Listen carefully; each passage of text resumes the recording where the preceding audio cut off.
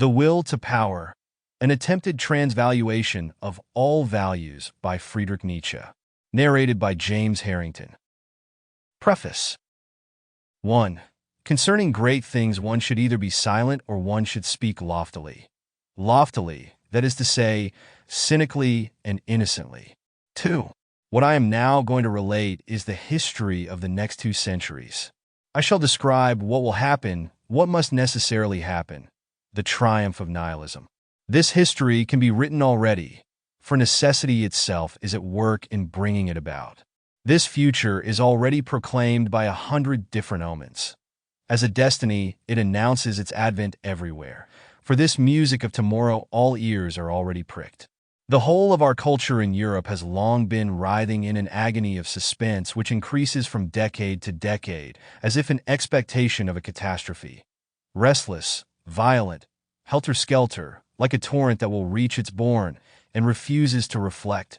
Yeah, that even dreads reflection. 3.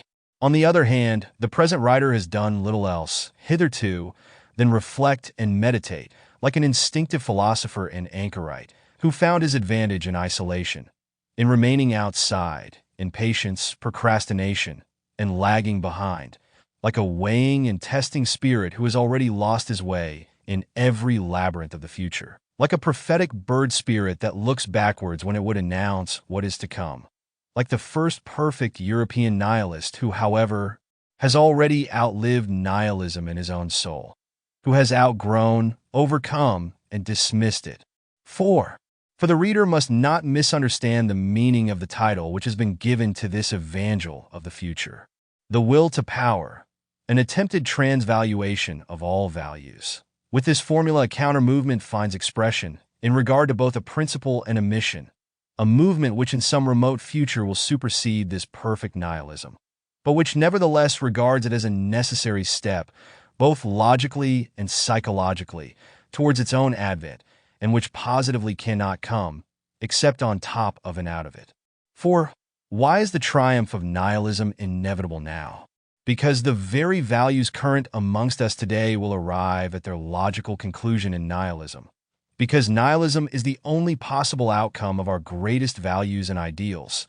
Because we must first experience nihilism before we can realize what the actual worth of these values was. Sooner or later, we shall be in need of new values. First book, European Nihilism. A Plan. 1. Nihilism is at our door. Whence comes this most gruesome of all guests to us? To begin with, it is a mistake to point to social evils. Sample complete. Ready to continue?